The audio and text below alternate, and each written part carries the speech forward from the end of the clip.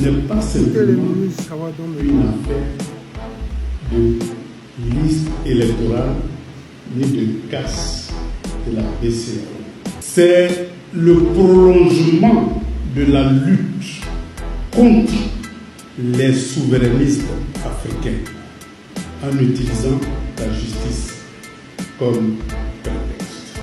Ça veut dire que la lutte que nous avons commencée en 2002 contre la domination france-africaine sur la Côte d'Ivoire, dont on a perdu en 2011, il faut le reconnaître, par l'intervention de l'armée française sur la Côte d'Ivoire, eh bien, on n'a fait que perdre une bataille.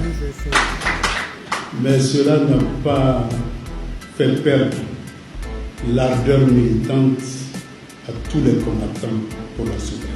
La première victoire, ça a été la libération de Laurent Gbagbo.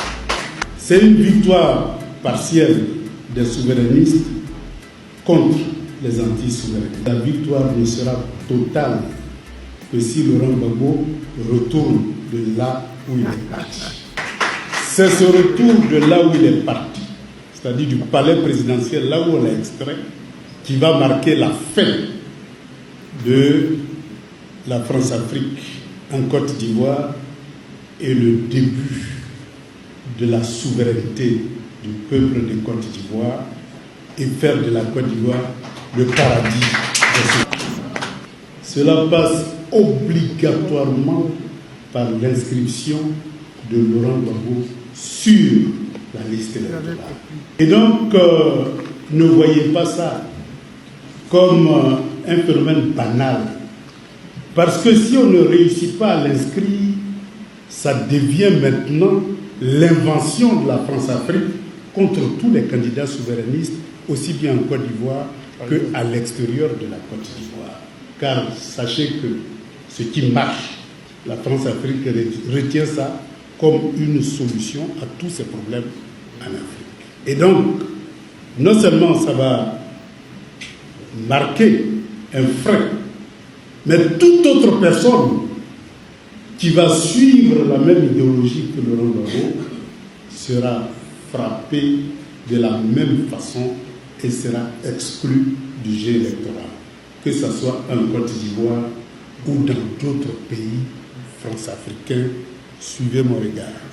Et donc ce n'est pas un combat pour Laurent Gbagbo seul, c'est un combat pour tous les souverainistes en Afrique qui se battent matin et soir pour mettre fin à la domination étrangère sur le continent africain. Et sachez que la fin de la domination étrangère sur le continent africain, c'est le début de l'enfer pour d'autres parties du monde. Et donc, c'est un combat rude, dur, dont nous... Ça, c'est vraiment la vérité. Le ministre Awa Dombelo vient de nous dire une vérité absolue. Le ministre Awa Dombelo dit, et vous allez voir, ce qu'ils mettent en pratique en Côte d'Ivoire, quand ça marche, ils utilisent ça partout. Parce que la France-Afrique, ils ont toujours une longueur d'avance sur nous autres. Le fait d'avoir jugé le président Laurent Gbagbo à la CPI et de l'avoir acquitté sans réellement l'acquitter, c'est une autre stratégie de pouvoir désormais attraper d'autres dirigeants souverainistes comme le guide président Laurent Gbagbo, les envoyer à la CPI et puis les ramener. C'est-à-dire qu'on permet à celui qui n'a pas été élu par le peuple ivoirien de faire ses 2 mandats tranquillement. Et parce que le président Laurent Gbagbo, Genève ne pouvait pas permettre à ce monsieur-là de pouvoir faire plus de 5 ans. Parce que la présence du président Laurent Gbagbo aurait révélé depuis très longtemps les carences de la gouvernance d'Alassane Draman Ouattara. Vous avez vu le manquement, les deniers publics qui sont dilapidés, l'argent du contribuable ivoirien qu'on ne sait même pas où ça va. La stratégie mise en place en 2010, ils ont essayé ça au Gabon, ils ont essayé ça au Cameroun. Quand ils veulent enlever un dirigeant, ils font semblant d'organiser des élections où eux-mêmes ils donnent déjà les résultats des vainqueurs sur les chaînes de télé et ils font la propagande. Mais vous avez vu, les Africains n'ont pas laissé passer au Cameroun. Ils n'ont pas laissé ça passer au Gabon.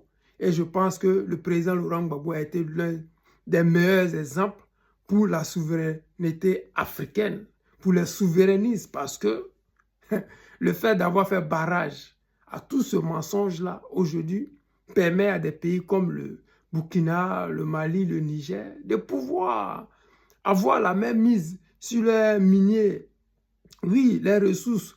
Parce qu'aujourd'hui, si le Burkina a 13 tonnes d'or, alors que la Côte d'Ivoire a 0 tonnes d'or, c'est parce que, quelque part, ils ont pris l'exemple du président Laurent Gbagbo.